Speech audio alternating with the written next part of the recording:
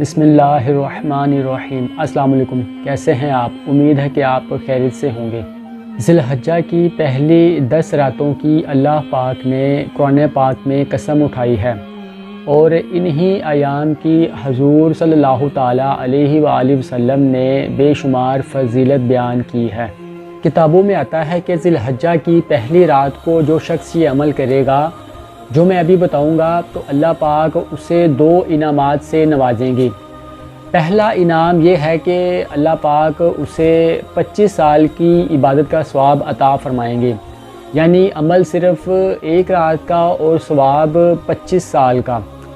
دوسرا انعام یہ ہے کہ تذکرۃ الواعظین میں آتا ہے کہ جو شخص اس رات میں یہ عمل کرے گا تو وہ تب تک نہیں مرے گا جب تک خود اپنی آنکھوں سے جنت میں اپنا مقام نہ دیکھ لے۔ اللہ پاک ہمیں ذلحجہ کی پہلی رات میں یہ عمل کرنے کی توفیق عطا فرمائے۔ تذکرۃ الواعظین جو کہ ایک بڑی ہی مشہور کتاب ہے، اس میں لکھا ہے کہ جو ذلحجہ کے مہینے کی پہلی رات کو یہ عمل کرے گا، یعنی مغرب سے لے کر ساری رات یہ عمل کرے، یعنی 4 رکعت نماز نوافل اس طرح پڑھے۔ اب ان 4 رکعت نماز نفل کو پڑھنے کا طریقہ ذرا سن لیں۔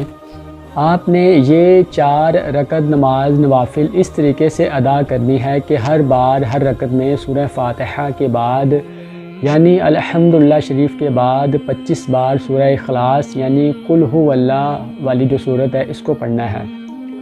یعنی پہلی رکعت میں آپ سبحانک اللہ اس کو مکمل پڑھ کے پھر سورہ فاتحہ الحمدللہ شریف اور پھر اس کے بعد 25 بار سورہ اخلاص یعنی قل هو اللہ والی جو صورت ہے اس کو آپ نے پڑھنا ہے۔ پھر اسی طریقے سے آپ نے دوسری رکعت کو مکمل کرنا ہے۔ پھر اتحیات کے بعد جب تیسری رکعت میں آپ کھڑے ہوں گے، پھر اسی طریقے سے آپ نے سورہ فاتحہ کے بعد 25 بار سورہ اخلاص کو آپ نے پڑھنا ہے۔ اس طریقے سے آپ نے اپنی 4 رکعات کو مکمل کرنا ہے۔